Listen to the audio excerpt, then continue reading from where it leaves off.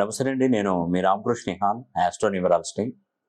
ముఖ్యంగా చిన్నపిల్లలకి పేర్లు పెట్టే విషయంలో తప్పకుండా మీరు ఒక మంచి న్యూమరాలజిస్ట్‌ని, మంచి ఆస్ట్రాలజీ తెలిసినటువంటి వారిని సంప్రదించి పిల్లలకి పేర్లు పెట్టండి.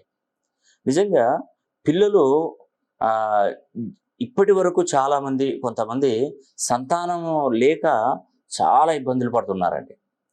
సంతానం ఒక మహాభాగ్యంగా భావించి ఎన్నో ఐవీఎఫ్ సెంటర్‌లు, ఐయుయు వీటి సెంటర్‌లకు సరోగసీకి వెళ్ళి సంతానం కలగక ఎన్నో పూజలు, ఎన్నో పుణ్యక్షేత్రాలు దర్శించుకున్నా కూడా వాళ్ళకి పిల్లలు కాలేకపోతున్నారు.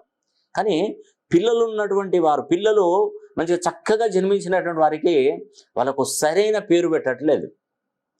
నేను చెప్తున్నాను, ఇది అక్షరాల నిజం. ఎందుకంటే మనకు ఆ విలువ మనకు ఈజీగా సంతానం వచ్చే వరకు మనకు పక్కనున్నవాడు ఎలా బాధపడుతున్నాడో మనకు తెలియదు. ఆ బాధ అనేది మనకు అర్థం కాదు. కానీ మీకు పిల్లలు జన్మించినప్పుడు మీరు ఏదో ఒక పేరు దేవుడి పేరో లేదంటే ఏదైనా మీకు నచ్చిన పేరో పెట్టుకోండి, తప్పులేదు. కానీ ఆ పెట్టినటువంటి పేరులో సంఖ్యాబలం అబ్బాయి డేట్ ఆఫ్ బర్త్కు, డెస్టినీ నంబర్కి, రాశి నక్షత్ర లగ్నానికి మినిమం 270 డిగ్రీల కోణంలో ఉండాలి, 2500 ఫ్రీక్వెన్సీలో పేరు ఉండాలని మీకు తెలుసా? అది తెలియాలి మీకు. అది తెలిస్తే మీకు మంచి జరుగుతుందండి. అందుకే పిల్లల్ని కన్నారు కానీ పిల్లల తలరాతలు మాత్రం మీరు కనలేదు.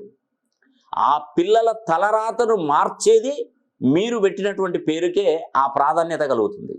ఇది అక్షర సత్యం. నమ్ముతారా నమ్మరా అనేది మీకే వదిలేస్తున్నాను. కానీ నా అడ్వైజ్ ఏంటంటే, మీరు పేదరికంలో పుట్టి మీ పిల్లలు కూడా మీరు పేదరికంలోనే ఉంటారు. ఉదాహరణకి మీలాగా మీ పిల్లల పరిస్థితి కాకూడదు అనుకుంటే ఖచ్చితంగా మీరు పేరు నిర్ణయించాలి. నేను చెప్పే దీన్ని ఎంతమంది ట్రోల్స్ చేస్తారో, ఎంతమంది నెగిటివ్ కామెంట్లు పెడతారో నాకు అవసరమే లేదు. కానీ మీరు బాగుండాలి, మీ భవిష్యత్తు బాగుండాలి, మీ పిల్లల భవిష్యత్తు బాగుండాలనే ఒక ఉద్దేశంతో చెప్తున్నాను. తప్పకుండా మీ పిల్లలకి మంచి పేర్లు పెట్టండి, వాళ్ళ భవిష్యత్తును